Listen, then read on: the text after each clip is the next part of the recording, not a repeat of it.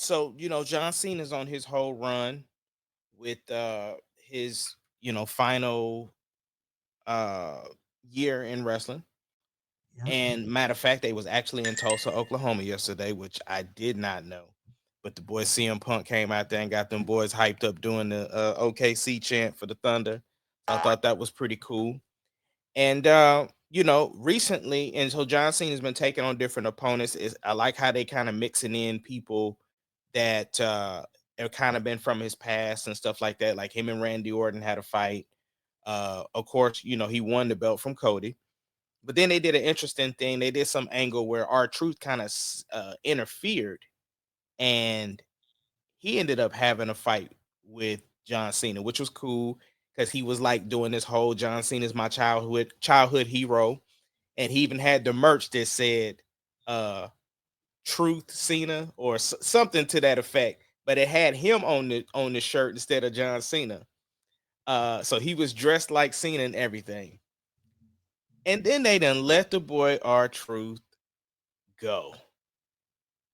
Well, let me say it correctly. R Truth's contract is coming up for renewal, and they decided not to renew his contract. Same with Carlito. He's another one who they're just not going to renew the contract. And it's weird because if you talk to anybody, I mean, you can just look on X and see the reactions from the wrestlers. People thought Truth was a lifer. You know what I'm saying? That he would just be, maybe after he's done in ring work, that he could just be an ambassador, kind of do some of the stuff that Big E is doing, or Titus O'Neil, how he's been like an ambassador. Like, our truth is just a mascot for WWE at this point. The man is like 53 years old, still look like he 23. He can still move and do all the things. He's done everything with class as far as like when they made him the comedic relief. He was the face of the 24/7 title for years.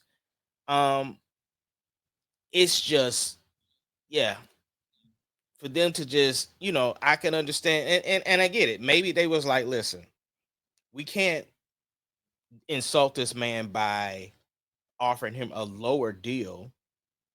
So maybe it's best we just allow him to go and live off his name and get, dates and do the things. I don't know. I don't know what the thought process was. I mean, obviously, from a business standpoint, those are two contracts you can move on from and then bring up people from NXT. So you basically moving the old out and in with the new. But very, very surprising. He was the one that announced it on X. And so people have just been like, even in Oklahoma yesterday, they were chatting, chatting all over the arena. We want truth. We want truth.